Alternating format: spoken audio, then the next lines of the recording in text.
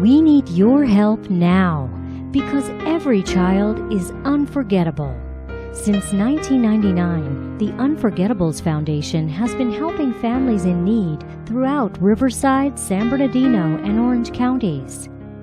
After a decade of ministry to clinically ill children and families dealing with the death of a child, Timothy Evans found a great need for financial support for those families with limited resources. Assisted by Inland Empire educators, medical professionals, social workers, and morticians, Mr. Evans created the not-for-profit Unforettables Foundation.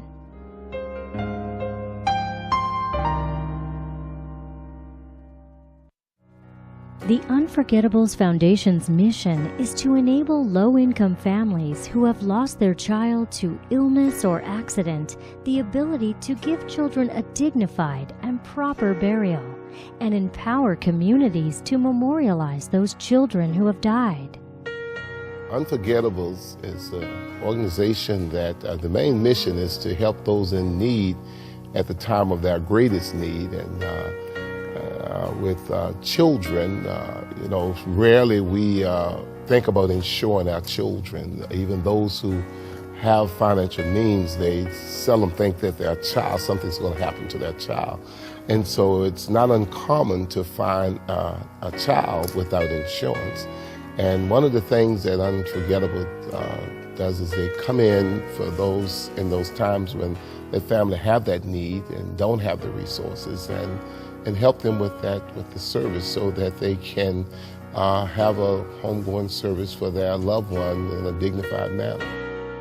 In addition, the Unforettables Foundation educates parents and caregivers, giving them the ability to confront, control, and conquer the risks to their children's health and wholeness. In addition, they encourage communities to recognize the financial trauma which is often associated with the death of a child.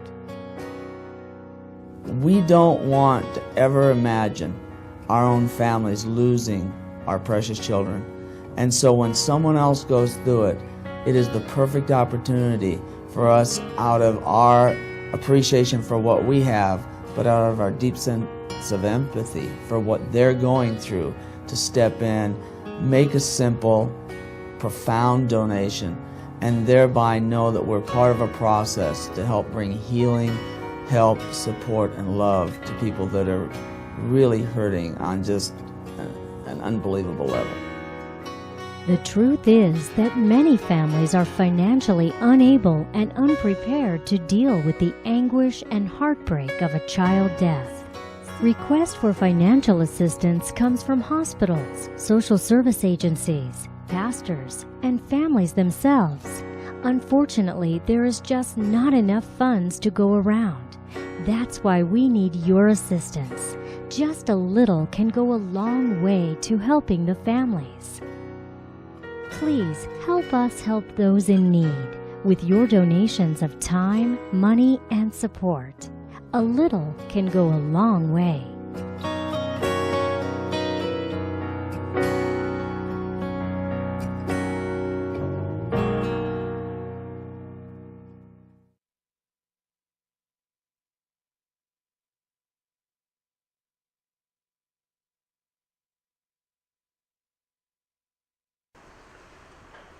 Over 10 years ago, when I first came on board the Unforgettables Foundation, we had terrible rainstorms in the Inland Empire.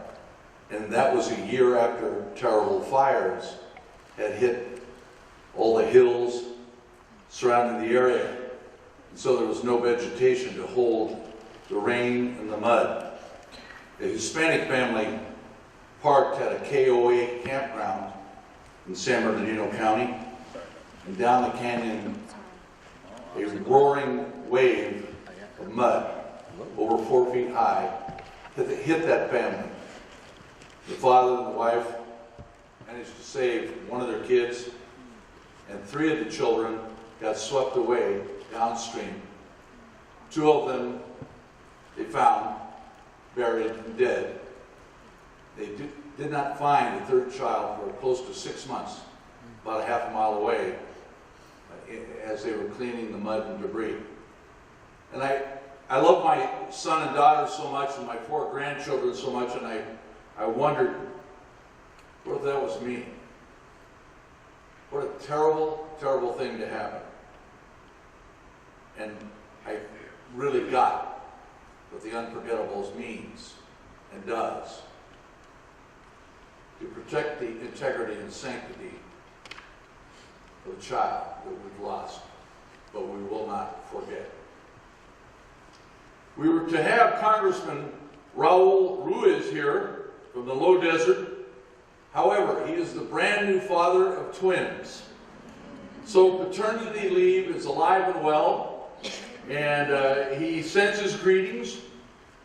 He is an ER doctor who grew up in the Coachella Valley, and he expresses his admiration for the work of the Unforgettables Foundation and his personal concern for the horrors of child abuse. And he's home loving his children right this second. I have a friend I'm about to introduce. She's an extraordinary dance teacher, and with her partner, she has a company called Room to Dance, which is dancing for adults. All forms of dance, spectacular, performs at all kinds of civic events in Riverside. They put on performances in a beautiful studio on the mall, Main Street Mall, very close to the Mission Inn in Riverside. I had a chance to visit with her before they took over that piece of property and to see her vision for what they were doing, and it's miraculous.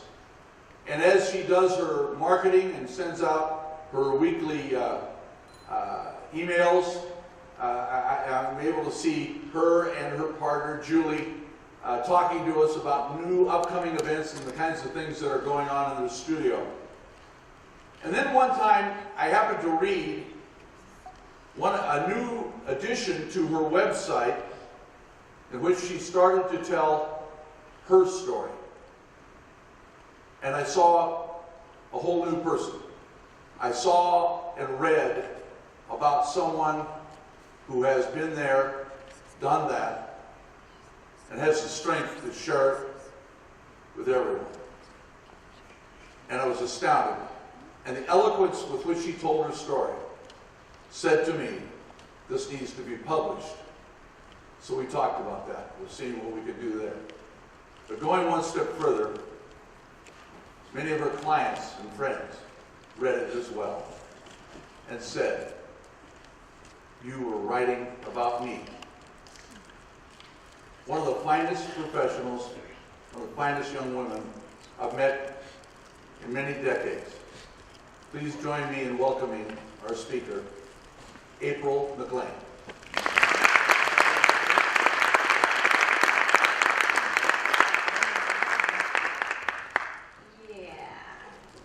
Like if I just had Stan at my door every morning, just, good morning, what do you think of me today? Every day would be a lovely day. Thank you for that introduction. I'm going to try to keep on time. So I'm going to set a timer sneakily behind this podium. And start just by giving you a little introduction of who I am and what I'm doing. He gave away my best secrets. I own a dance studio in downtown Riverside. I came to Riverside about 20 years ago, and I came because of being taken into the foster care system. So I was born to a single mother who remarried when I was about 8 years old, and she married a man who unfortunately had struggled all his life and had also been a victim himself of pedophilia. So the next 6 years of my life were a exercise in understanding how to navigate my life, my pathways, what doors I came in and out of my house, what rooms I entered and when, so that I could as much as possible avoid the abuse from my stepfather that would go on a daily basis.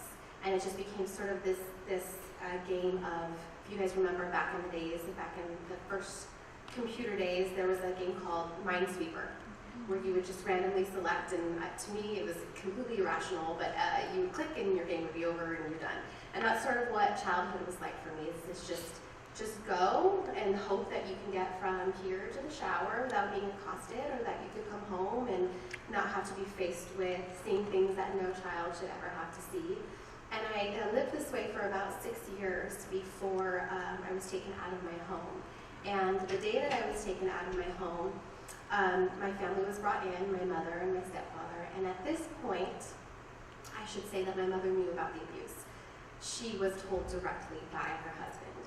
So there was nobody could be in denial, nobody could sweep it under the rug. It was happening as much as the family wanted to act like it wasn't happening.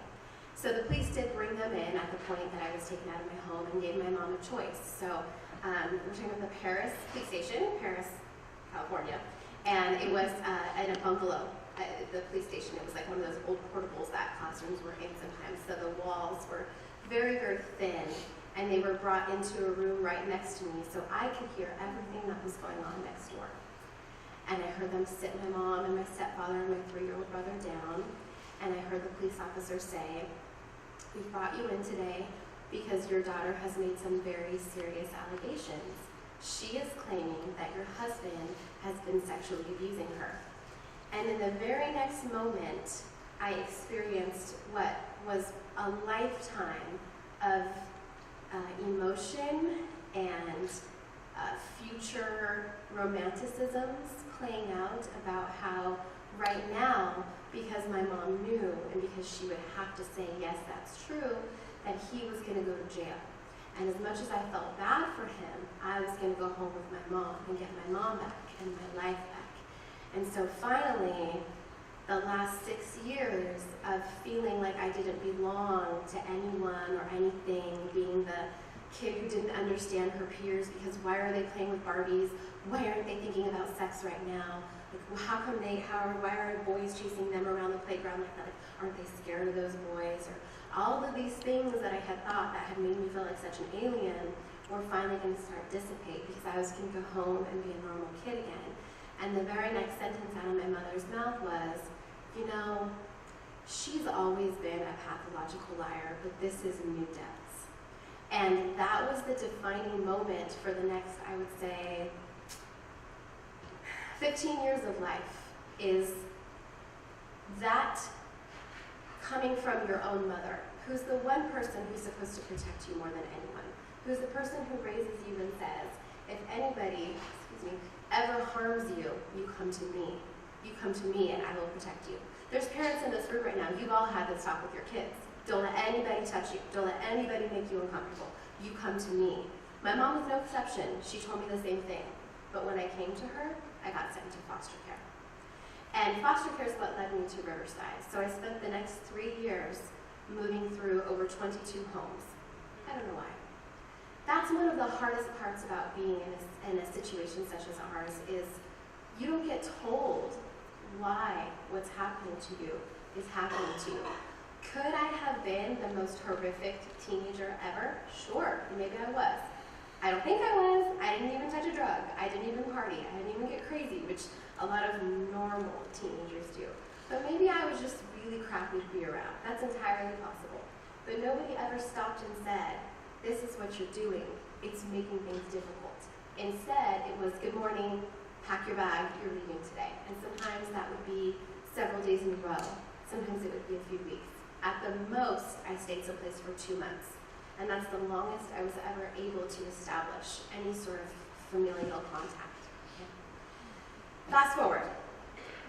At 17 years old, I gave birth to my daughter. I found myself pregnant at 15. Actually, I was 16 when I gave birth to her. So 15 years old, in a system with no rules and no guidance and no nurturing, I found validation in the place where a lot of girls in my situation find validation, and that's in bed with a guy who will pay attention to me and make me feel like I'm worth something for the day. So at 15 years old, I got pregnant with my daughter, and as I was close to giving birth, I got a call from my social worker who said, you have basically 2 choices in front of you. We can't find a foster home who's willing to take a teenage girl and a baby. So we're either going to take your daughter and send her into another home, or you guys need to go back to where you started from. And in the end, we decided, I don't know who we is, this is her speaking to me, it would be better off if you go home instead of splitting you up into foster care. So they sent me and my daughter to go back into the home with my stepfather and mother, stating that he had finished his court-ordered rehabilitation. Therefore, it was a safe place for us to go into. At that point, I had someone else to protect.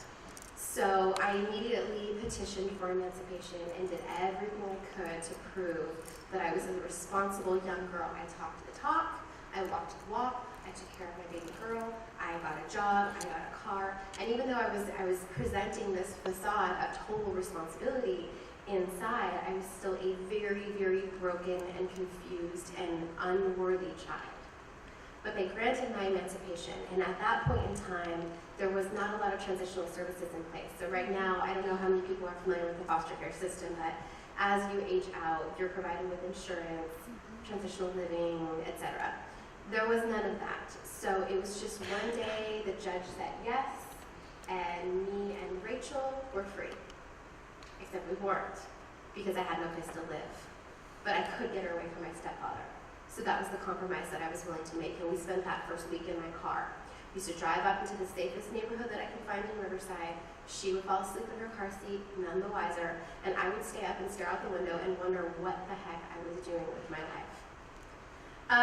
Because I only have 20 minutes, we probably shouldn't get into all of the ways that that played itself out. I did start to crawl out of that spot, and it happened very slowly. I found a job making $7 an hour as a telemarketer, and that helped me pay for a motel room, so then we got shelter. And then I picked up more hours, and then I got a little one-bedroom apartment that was in this very undesirable neighborhood, and I would have to make my $450 rent payment in payments. Like the landlord would let me pay a little bit each week, so that it was a mess. I was a mess, but I was safe. Eventually, a coworker encouraged me to attend college. College is something that in my mind I had always reserved for the normal kids. The kids whose parents loved them, the kids whose parents wanted them, not for me. I didn't even have the intelligence level to consider going to college. And so it just wasn't a thought to me. She was very insistent and very encouraging, and eventually I found myself taking a class or two at RCC, Riverside Community College, just to kind of feel it out. And then I decided to go full throttle, like 0 to 100. I'm gonna go to law school. That's what I'm gonna do. I never went to law school, just don't, you know. But I had to fulfill a PE requirement to get my associate's degree.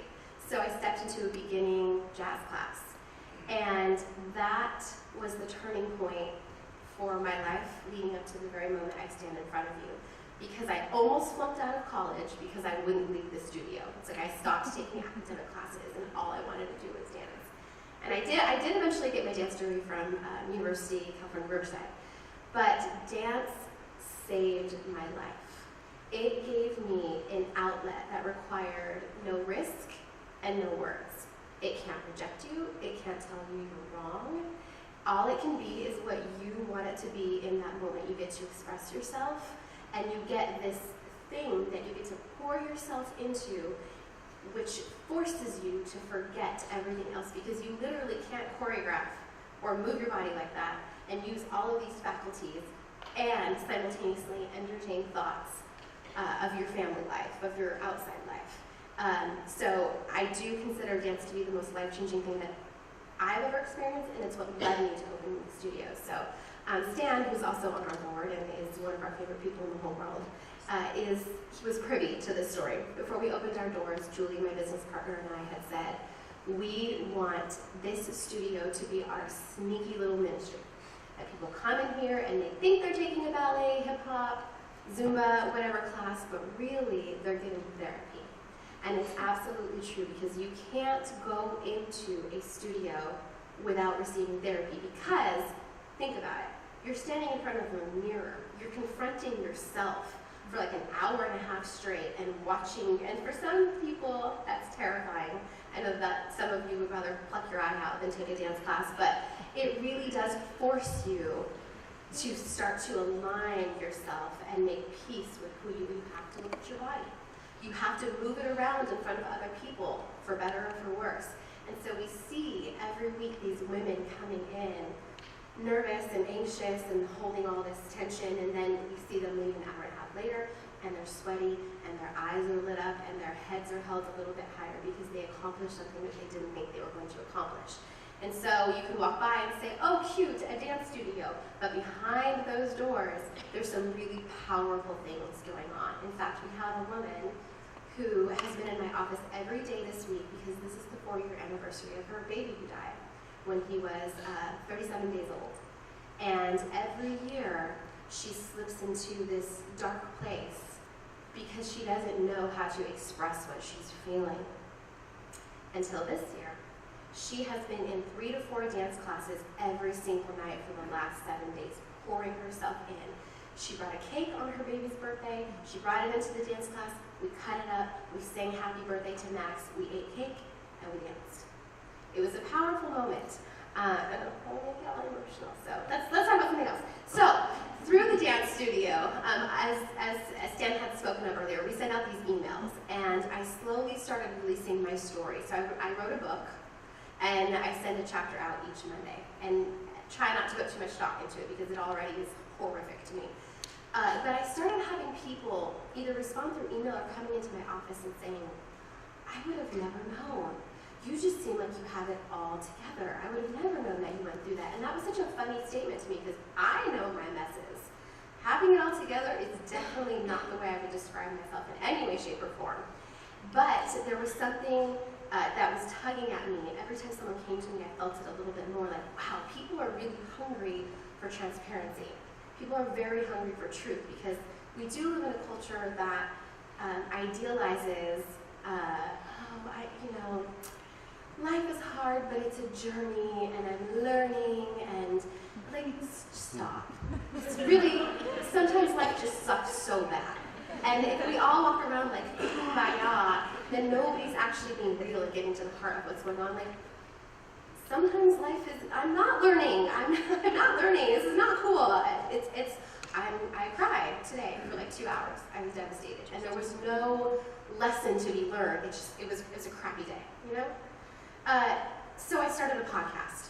I have a website called The Messy Warrior, and every week we release a story where I interview women who have overcome everything from this woman was on my podcast that I just spoke of, the death of a child, to we've had human trafficking survivors, we've had domestic violence, we've had Renee Bondi, who is really famous for her story. She fell out of bed. She had a bad dream and fell out of bed and snapped her neck and became a quadriplegic in the blink of an eye. And what it meant to like rebuild her life out of that. And we had, I think it was about 16, 17 years ago. Do you guys remember Samantha Runyon? She was all over the news, yeah. So she was a 5-year-old little girl who got kidnapped and sexually assaulted and murdered.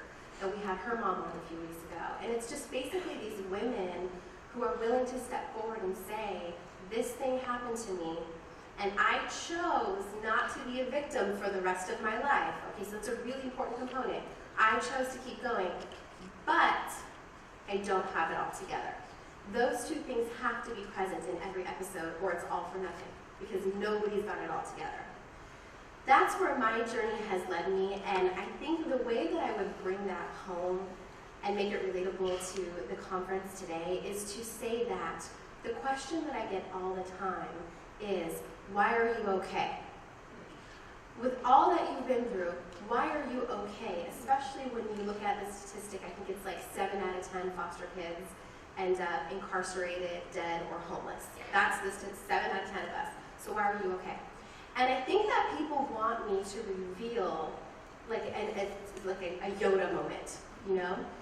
Or I think that they want an aha moment, or coming to Jesus moment. But I don't have one. I mean, I love Jesus, but there was no epiphany in my life that made me okay. What it was a tiny little seed planted 1,000 times by 1,000 different people, most of which never saw it get into fruition at all.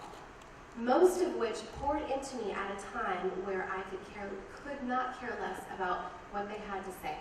I didn't care about their guidance, their wisdom, making the right choice. I didn't care about any of that. All I could feel was my own hurt, and I had no idea how to process it. So it manifested itself in anger, in self-destruction, in self-loathing, in all types of ways. And I am so sure that there were so many people along the way who walked away from me like, lost cause. Or, why do I keep talking to this girl? She's just going to turn around and make choices like that. But they do not know that those seeds were then watered by other people, and watered by other people, and watered again. And now they're blossoming. And they're still very tiny, because I'm still sort of a messy little thing. But if those seeds had not been planted, then I would have ended up like one of those 7 out of 10 people. So in the profession that you're in, you see a lot of heartache.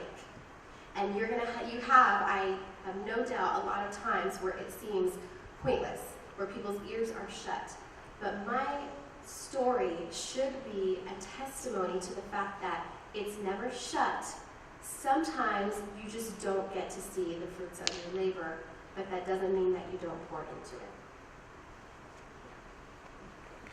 So, thanks. I had a golf clap up here.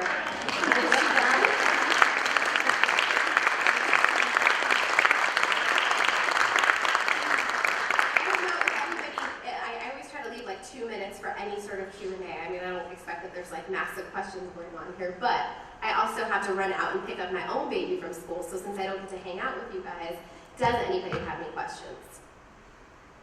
No. Yes? Do you still, I'm not sure if you still speak to your mother? Oh, gosh. Yeah, she stayed with my stepfather for a very long time. They got divorced not too long ago, actually. And I have attempted a relationship with her. We'll text each other once in a while, but the boundaries that I set up are generally overrun almost instantly when I try to engage in that. So I have to try to maintain like a healthy distance. So how do you deal with day in and day out? With her in particular? The anger towards her. How do you deal with day to day the anger and all those feelings you have? There are 2 things that I think about really often when I think about her. Both are from books, because I'm sort of a bibliophile.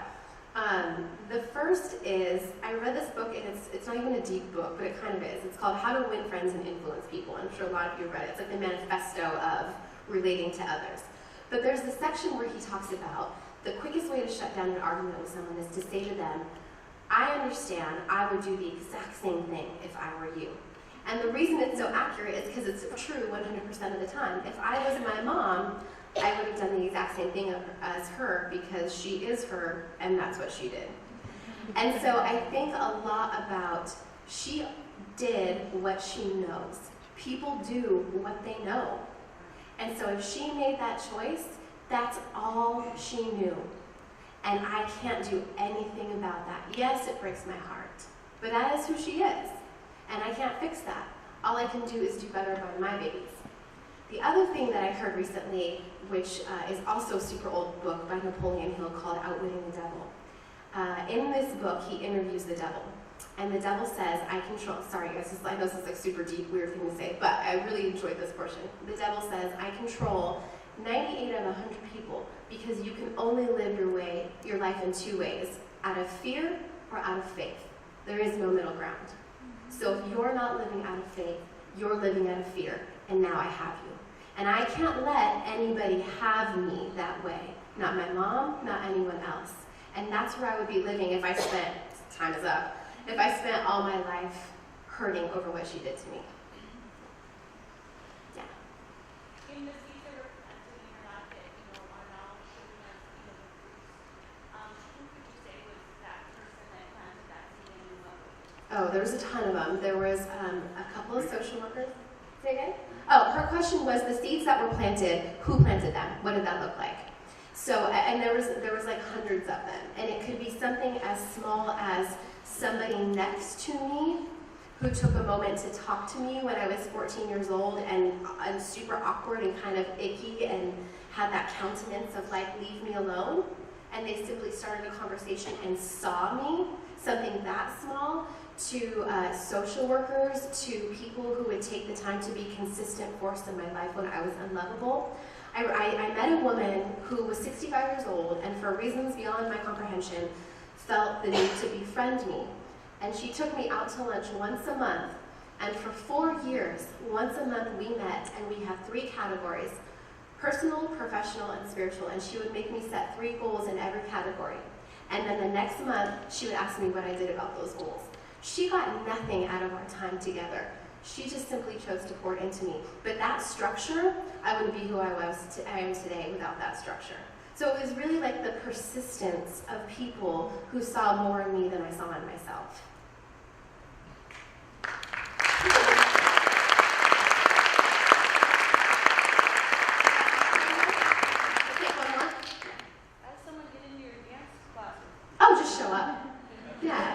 It's an 18 and older studio. We have everything from fitness, we have Zumba and Pound, to hip hop and ballet and Afro Samba and West African and burlesque, and everybody there is like family. Like, it's a really unhealthily addictive place to go.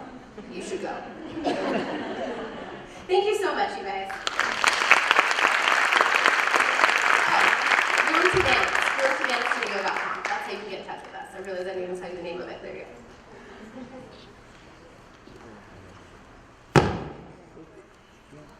You all represent different kinds of organizations. She had no notes. She told her story. And the story that each of you knows best is the story about yourself. And that's real. And can you imagine the trauma of hearing your mother making a choice between her daughter and her husband who had molested your daughter? And she chose the husband. And look at the strength.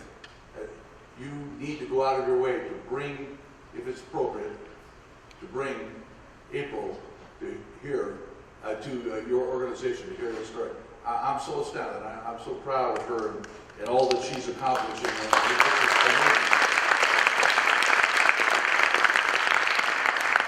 Now, Tim is supposed to come up here now and introduce Dr. Ken Druck. And I know he wanted to do that, but he's seeing April out for some reason or another. And he has all the details of this introduction, and he's hustling down the stairs right now to bail me out. And that's really nice that he's doing that. So come on up here, Tim, and do your job.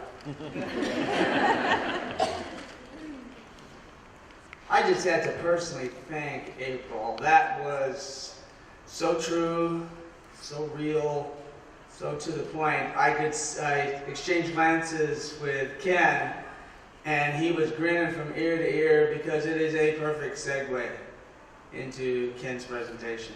And we've been blessed with phenomenal presenters at this podium today. Please give them all a hand.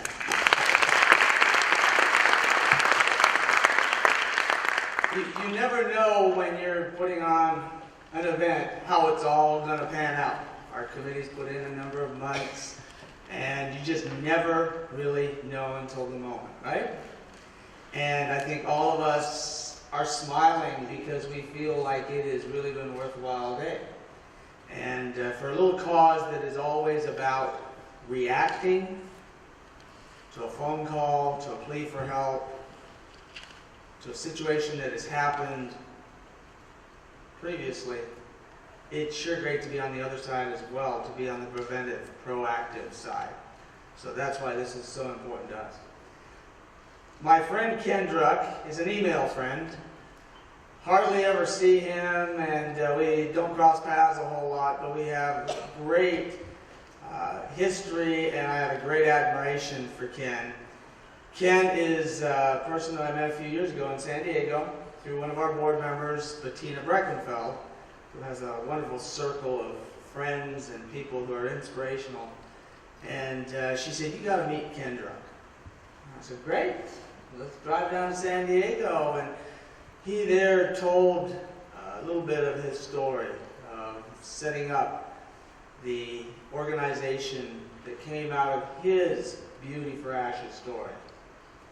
You know, John and Judy Austin were here, and that little term in the booklet, if you read it, bringing beauty from ashes, from the Old Testament, Isaiah 61, where there is a transition and a transaction in the human experience where we're given a choice. What do you do with the ashes of my life?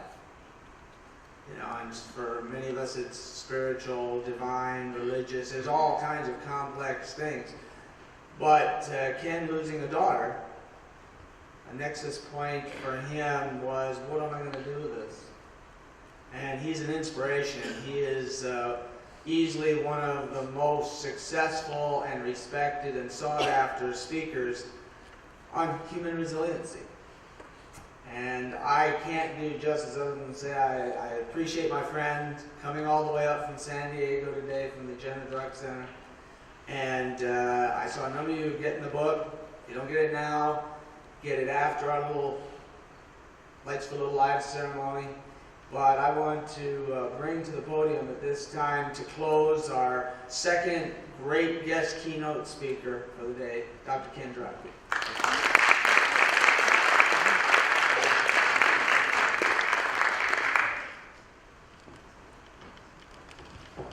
How about the adversity that occurs after you've had lunch and you're listening to the second keynote speaker? What do we do with that adversity? So, first thing I want to invite you to do is to stretch. At the core of all turning adversity into opportunity is self-care, is self-compassion, is permission to stretch and let go, and even crank out a yawn if you haven't. Get up, hug a neighbor if you need some human contact, talk to somebody, tell them the highlight. There's a hug right up there, I see it. Tell them the highlight of what today, what do you want to take, what seed do you want to take from the conversations that have occurred today, that you want to pour water on, that you want to nourish, that you want to grow into something, into the higher, better, fuller version of you. What do you want to take from today to grow into the higher, better version of the organization that you represent, or the school that you're studying at? Think about that. This is the point in the day where we start owning what we've heard. The parts of our own courage, faith, understanding, intelligence, the parts of waking up that occur for all of us, which is why we come to conferences, to wake each other up, to deepen our sense of compassion and sensitivity, and to hone our plan, how we're going to focus the passion we have, the energy we have, the commitment and dedication we have to what we're doing into action that we can stand back from and feel so proud of that we took. I'm so honored to be here speaking with you. You know, as Tim shared, years ago, I had a chance to find out about this organization. I've been running my own organization for 19 years, since the death of my own daughter, Jenna. Jenna was studying abroad on a program called Semester at Sea. You know, when they get on the ship and they go from continent to continent, and they have the trip of a lifetime. And that's, as I said goodbye to her at LAX, that's what I said, sweetheart, you're going to come back and tell me everything you've experienced. She said, Dad, the world is so much bigger than Southern California. And she brought things, she packed up. Some people pack up clothes. She packed up little things she bought at Costco. It was Price Club at the time. And she packed up all pencils and chocolate kisses and little trinkets that she could give out to who? To the children, wherever she went. So we said goodbye, and she went on the trip of a lifetime. I said, sweetheart, this is going to be a launching pad for the rest of your great life. And she'd already had an amazing life. At age 21, she was voted one of America's future leaders. She attended the President's Leadership Institute. She touched thousands and thousands of lives and hearts at age 21. She was a leader.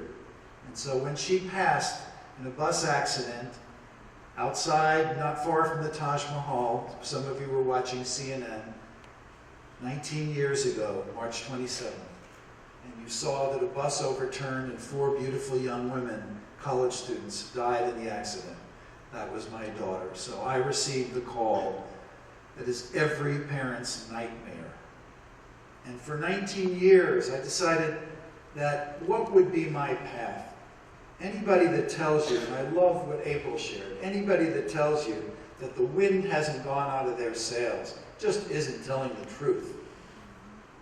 Because a part of us, the part of us that we don't often talk about, because we're ashamed to even admit it, the part of us on the other side of the part of us that loves life, that has a reverence for living, that feels so gifted and blessed to have this life with all of its miracles, all of its blessings, is a part of us that when our hearts are ripped out, just wants to give up.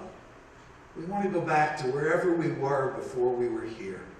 It's like, just send me back, because I consider it to be a sentence in hell to live out the rest of my life in pain, in this kind of choiceless, inescapable pain.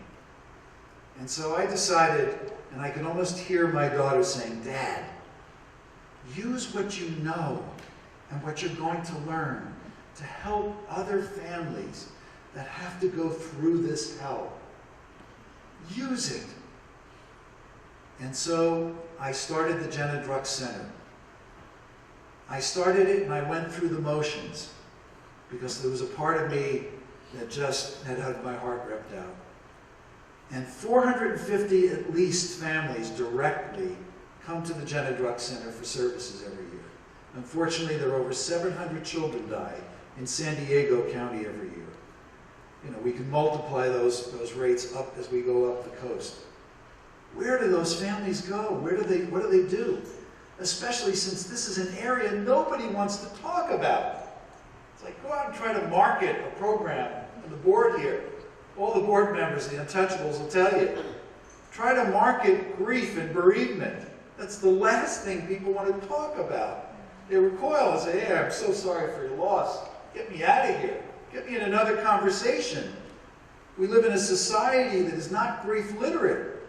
We live in a society that teaches us there's a pill for every pain, a diversion for every moment of emptiness, a fix for every problem, when it isn't so.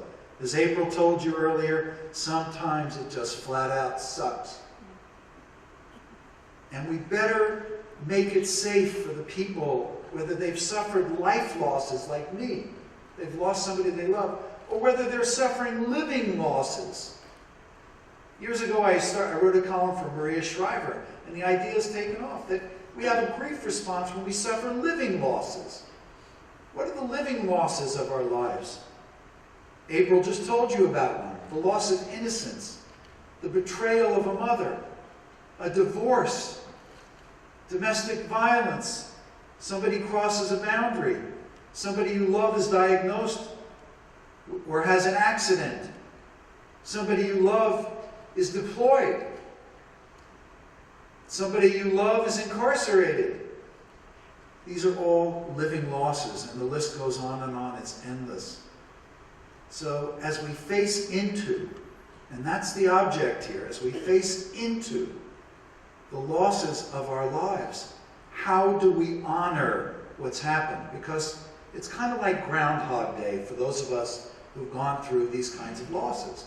And every single person in here, if I asked each one of you, you could identify a time of terrible adversity where your heart ached, where you hurt so much inside you didn't know where to turn, where you suffered such a devastating loss you didn't know how you were going to go on, and how you would repair this and live out the rest of your life.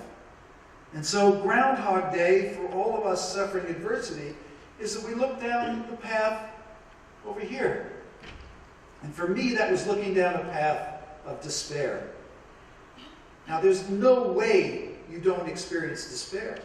Part of healing is processing despair.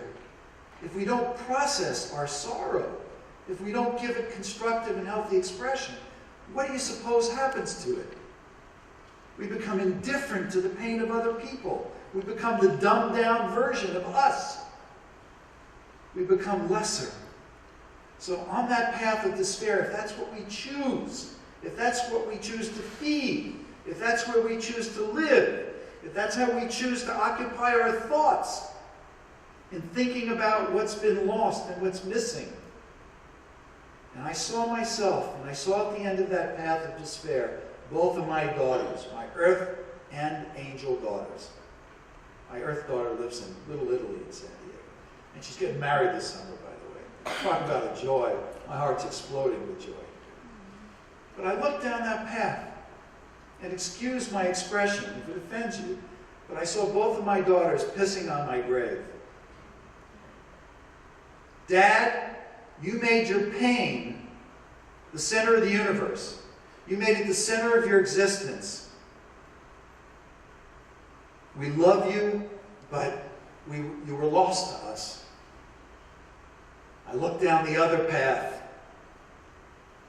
and at the end of that path, I see both of my daughters saying, Dad, we're so proud of you. We would have understood if you had just given up. Your heart hurt so much. But you fought your way back into life, one breath at a time. It's not even one day at a time. And you chose a path of honoring. You chose to make love the central organizing principle of your life. Your love of us. So I started thinking about this honoring. The path of honoring. And there are 5 parts to the path of honoring. Let's start with self-care. Losing a child and going through a devastating time of life and the adversity that many of you have suffered and that you were at the epicenter of. The first thing you do is survive. The first honoring is your own survival. I realize, especially for us guys, that the least utilized word in the English language is what? It starts with H. Help. Help. I need help. I want to honor my child. I want to give them a dignified funeral and burial. I need your help. Losing a child, the medical equivalent would be you in the ICU with tubes in and out of you on life support. Because that's what you feel like. You feel like you're dying. Or you've already died and there's some other part of you that's still walking around, going through the motions. So self-care is critical. Now for those of us that are harshly self-critical, some of us have grown and cultivated a huge internal critic. We use internal criticism. We criticize ourselves.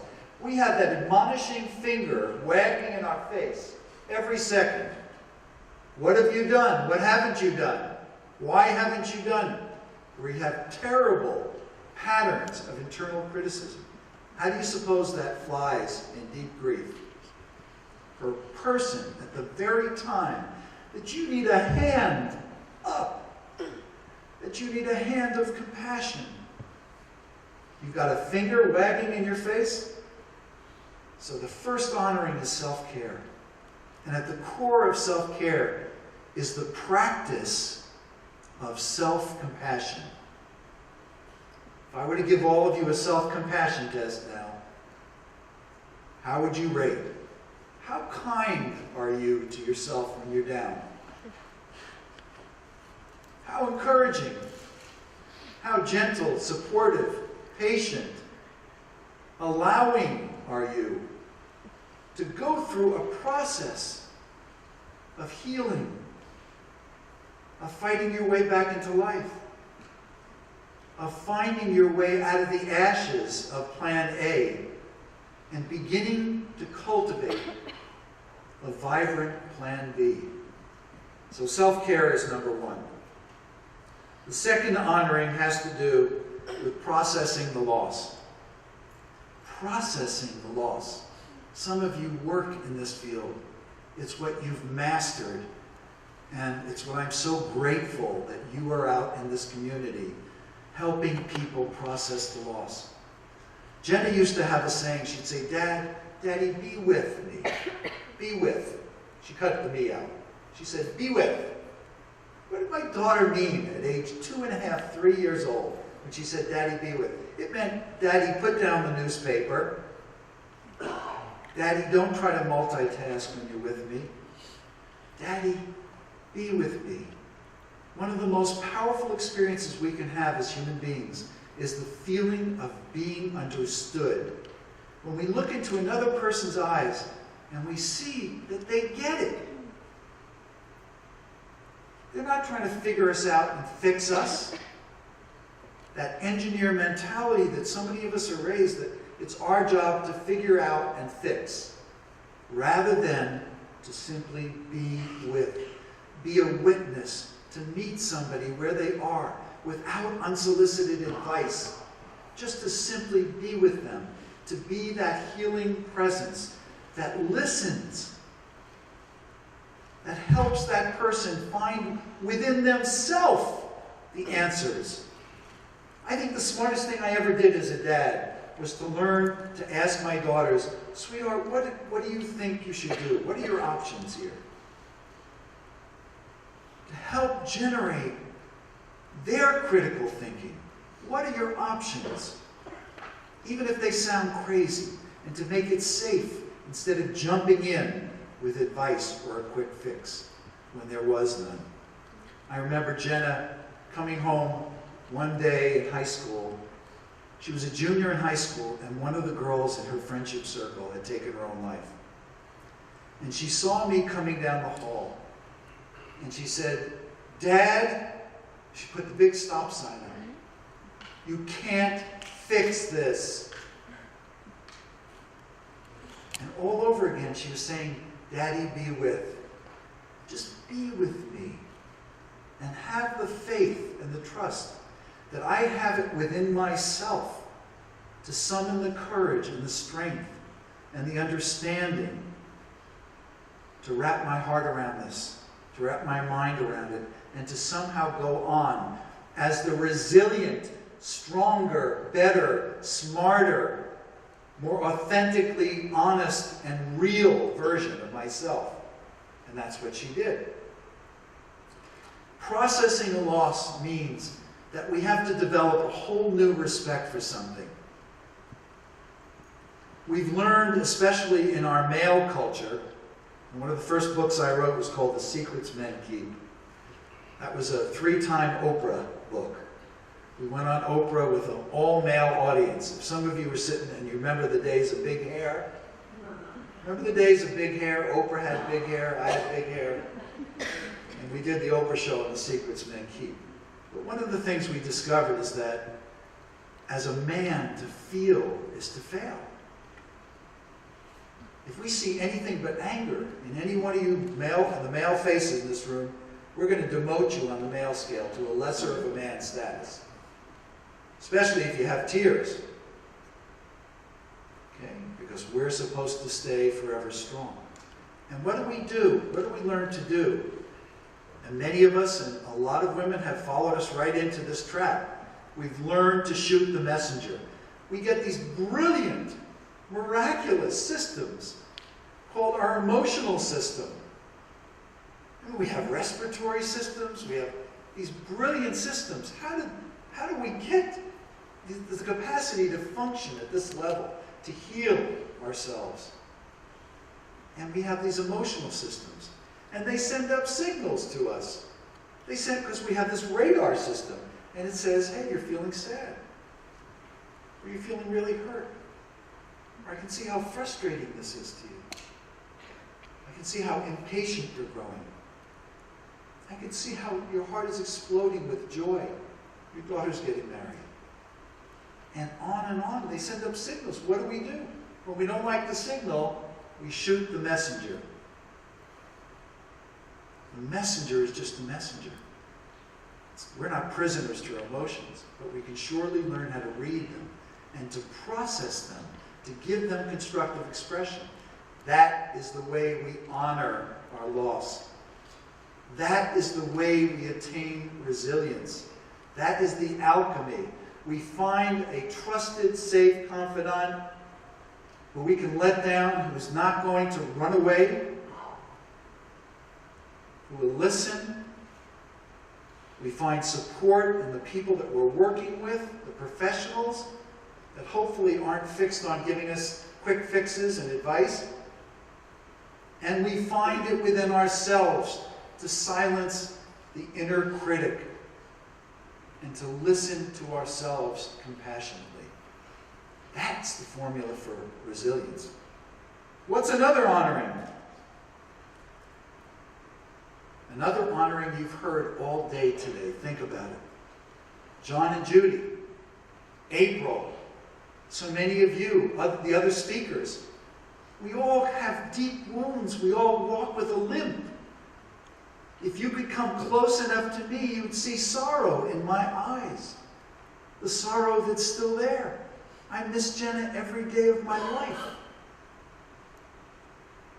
We walk with a limp. We have a wound. What do we do with that? We do good in their name. We honor their life and spirit by paying it forward. All that we've learned. It's another form of honoring. Pay it forward. Do good in their name. Do good things in their name. And the Jenna Druck Center, its program helping families who are grieving, and its Girls Leadership program are both ways of saying, I love you, Jenna. I carry forth your work. You're with me always. And if you guys went on the website, you'd also see that Jenna is listed as our CAO. You know what a CAO is. Chief, say it, Angelic Officer. That's right. But she's working from the other side. Finally, the way of honoring, the most courageous thing for us to do to go on. Because in the beginning, my feeling was, how dare my daughter just died? How dare I go out and enjoy a good meal? How dare I have one moment of pleasure in my life? How can my life go on? And her life has been lost to her. That future has been lost to her. How do I go forward? Well, the most courageous thing we do and the most honorable thing is to write new chapters in our life. Write new chapters in our life. Find out what gives our life purpose and meaning and passion and energy. How can we contribute? How can we take what we've learned on our trip to the bottom of pain, on our journey through adversity, and use it to benefit other people? Finding your way back into life, joyfulness, because, sometimes I picture it this way. If Jenna's watching, is she watching saying, Dad, I love how miserable you are today. You're so unhappy and joyless. It just lets me know how much you love me. I'm convinced you love me. Just keep being joyless, Waste away the rest of your life. Or does Jenna take joy in every moment of life that I fight my way back into? In my ability to see beauty again, my ability to be faithful and hopeful, my ability to gather strength and even greater courage. We come into this life with a certain amount of courage, but it's our job to build that courage. Every new season of life demands of us another level of courage.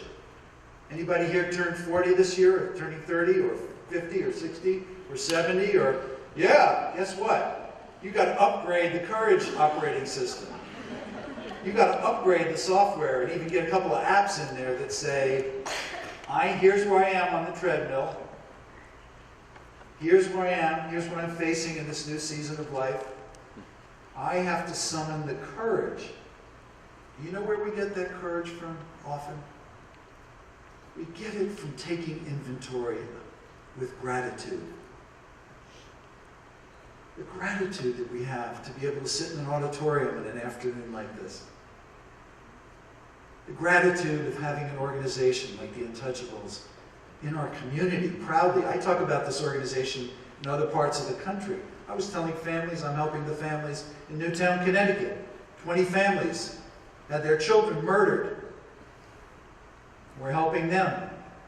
And I was telling them about the untouchables. How unforgettables. Untouchables too. Talking about untouchables. We got in late last night and I went into Albertsons. And I waited for half an hour at the checkout counter because there were all these kids going to Coachella. Tell me about Coachella. And the guy who was checking them out was flirting with them. So I'm standing there with, a couple of things. Some bottled water. But telling them about the unforgettables. Gratitude for the pride that we have in what we're doing in our community. For all of you, I wish I had a chance to find out about the good work that all of you are doing, because it is an honoring. And I'll leave you with this thought. And by the way, many of the things, as Tim shared a little bit before, many of the things that I haven't been able to share with you, I will share with you outside in the form of this book. Do I have a minute to read something? Okay. For me, this is a lot of what resilience is about. Early one morning, 19 years ago, I drove my daughter Jenna to the airport where she was flying to meet her semester at sea study abroad program. Jenna would be living on a ship, traveling around the world for the next several months.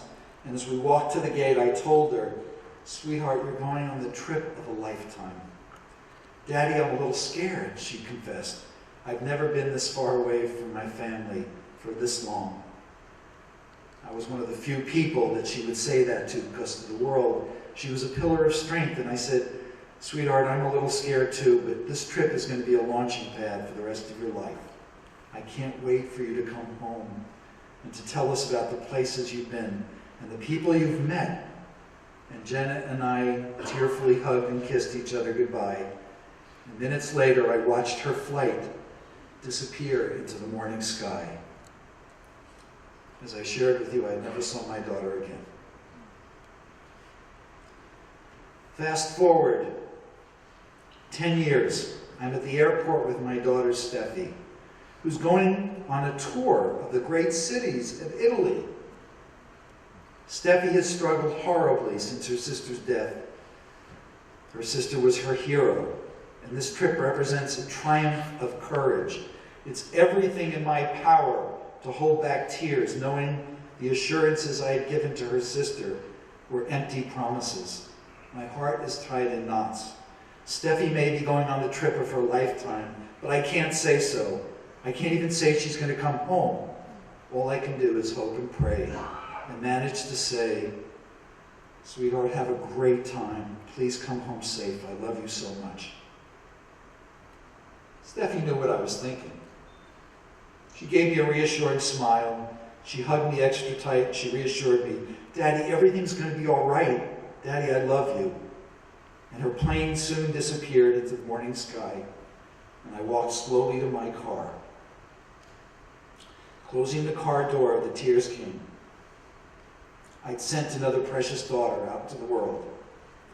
Like Jenna, she would be at the mercy of forces beyond my control or understanding. Fate, luck, gravity, karma, I really didn't care.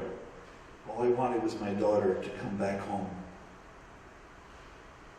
10 days and 3 hours later, Steffi's flight landed safely back in San Diego, and we cried tears of joy, talked for hours about her adventures in Italy. That's not where she met her boyfriend, her fiance. That night, as I got into bed and turned on the evening news, I could breathe a sigh of relief. I watched as the wives and husbands, parents and children of men and women leaving for Iraq said goodbye to their beloved husbands, sons, and daughters. My heart ached for them, knowing some of them would not come home. The families of those brave men and women they were sending into the world were at the mercy of life's terms, and they would not be breathing for quite some time. What starts in life as one of the extraordinary, unconditional forms of love that becomes the deepest unspeakable sorrow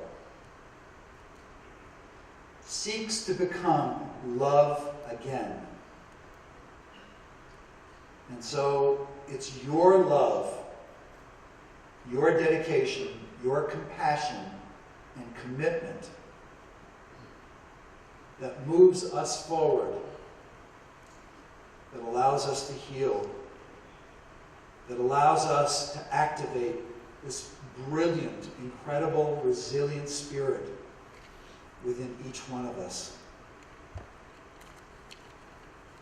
And I thank you for the opportunity to share with you. I look forward to meeting you out in the back. And my blessings to every one of you for the good works that you're doing and to the Unforgettables. Thank you.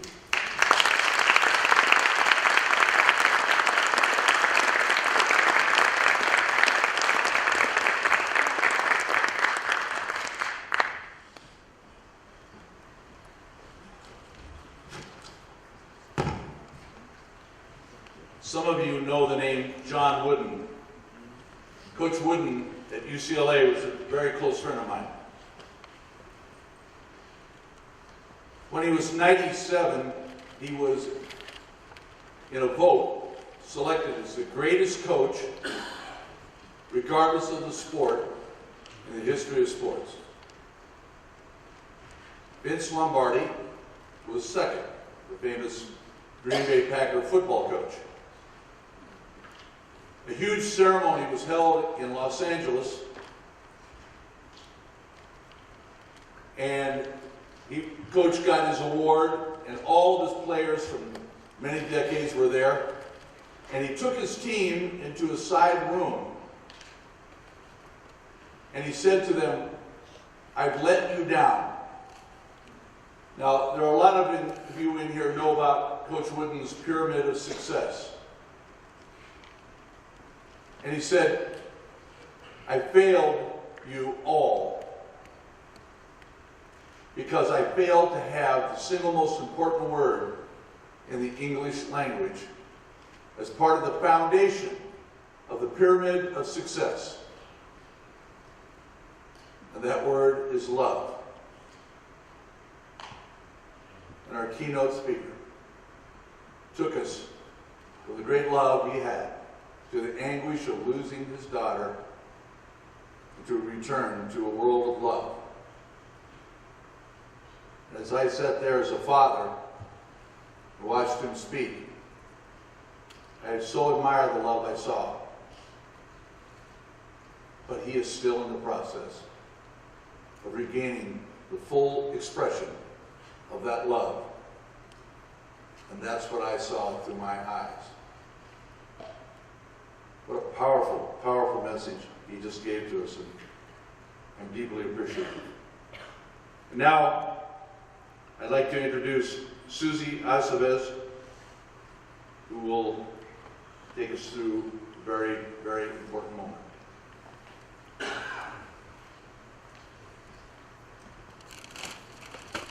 Good afternoon. I have the honor of being the office manager for the Unforettables Foundation. And with that comes a great responsibility in that I get the calls from the families, the social workers, the teachers, the doctors, the nurses, and everybody you can think of, family members who call because someone has lost a child and they're asking for our assistance. One of the things that we get to do is memorialize those children. And we're going to take the time now to memorialize children from Riverside and Coachella Valley.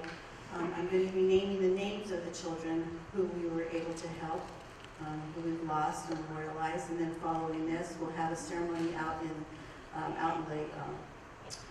the area right outside of the auditorium. You'll see those flags out there on the lawn. Those represent those 117 children that have passed away and that we were able to help as an organization. So I'm going to start to read the names. Bella, Aaliyah, Janella, Joseph, Alfredo, Shaitiana, Alyssa, Andrew, Mia, Zephaniah, Michael, Alexis, Molly, Faith, David, Ivan, Taylor, Ezekiel, Angel, Luis, Camilla, Valerie, Larson, Everett, Jasmine, James, Stella, Mark, Elise, Angel, Albert, Michael, Giovanni, Katalea, Amalia, Juniper, Valerie, Victor, Hayden, Tijani, Andrea, James, Adrian, Donovan, Serenity, Allison, Tanner, Aiden, Sabrina, Joshua, Jacob, Zamalea, Lynn, Marcus, Jennifer, Nicholas, Heaven Sent, Trayvon, Callie, Noah, Bryce, Roberto, Novaya, Payson, Annalise, Miley, Zoe, Ethan, Catalina, Josiah, Braylon, Isabel, Tiara, Romeo, Manuel, Abigail, Isaiah, Daryl, Larry, Abdullah, Angelina, Jesse, Autumn, Nevaeh, Zaire, Daly, Alyssa, Angel, Emiliano, Giovanni, Audrina, Mia, Ulysses, Aaliyah, Aaron, Jameson, Charlie, Valerie, London, Sunny, Emilio, Patricia, Destiny, Gabrielle, Jamal, Daryl, Aurora, Carolyn, Devin, Isaac, Gerardo, Valeria, Juan, Alina, Yeshua, Kayla, Valeria, and Travis. Those are the children we want to remember today. Thank you.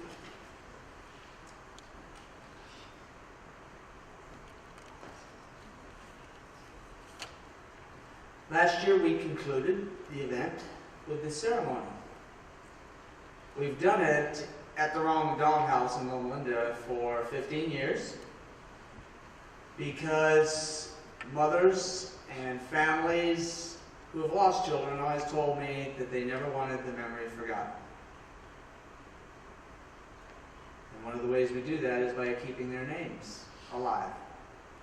So the reading of the names is coupled with an opportunity we all invite you to join us now. In going out into the courtyard area, down by the statue of the horse, as you pass out, you'll be receiving a little candle or some little luminary device. And we go out there, and there are two families who are local. And there are other families beyond that who will be joining us who actually have lost children as we close today's event and learning and leadership, training. And we will be there for the real heart work of letting doves go. And as doves fly off, and they are symbolic of so many things to us, it will end our wonderful day. And on behalf of the Unforgettables, I thank you so much for coming, for being attentive, for being intense, for really listening and learning, planning to lead because of the little ones. So I invite you now to process out and to reconvene over by the horse statue. Thank you.